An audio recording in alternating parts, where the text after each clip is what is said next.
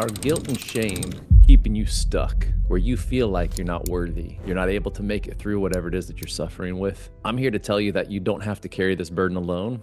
And then 3 simple things that you can do to begin to change the entire meaning behind guilt and shame. So, step number 1 is understanding that guilt, shame, and blame are all weapons of mass destruction used internally to wage war. I know that sounds kind of crazy, but here's what I'm talking about. When I understand that guilt, shame, and blame is not from my doing, that is the darkness, that is the enemy. You can call it whatever you want, but it is a tactical solution to try to cut us off from the source, from the light, from truth, from love, from actual growth. So when I'm able to step into this and to say, oh, this is part of the human experience. This is not me bringing this on. This is a part of me that is trying to rationalize this lie. It begins to change everything. Step number 2 is understanding that grace plus truth is what equals forgiveness and growth. So most people look at truth, and that's where we think we get the guilt and shame, because we look back at our actions from the past. And now, as we step into the present, we got to experience that grace. That is where we start to forgive ourselves for whatever it was that we did. Or, and this is the very tough part, which we can get into it much deeper at a later time in longer videos, but actually forgiving the other person. And it's not for them. Some people do unforgivable acts. The forgiveness is not for them. The forgiveness is for me to let it go from my psyche of holding me down so I can continue to move forward. So of understanding it's a weapon of mass destruction, it takes forgiveness and grace to work through. And then also understanding that those two things coming together is what keeps us stuck. Now, a lot of people are preaching just positive affirmations. It's negative self-talk. It's those ants, right? The negative, the definition of ant, automatic negative thoughts. And it's kind of like,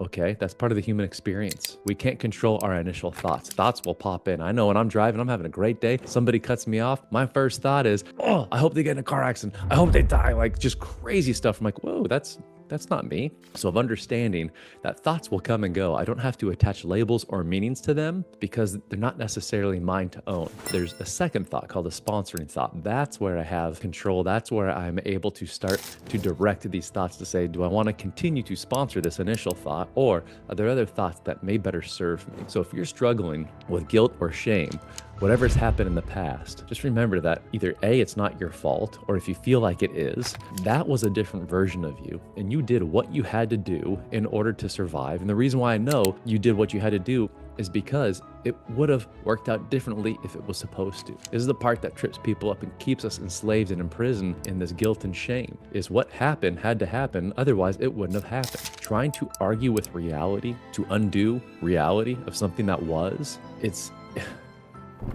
a hopeless process. By understanding, I'm not going to argue with reality. What happened, happened.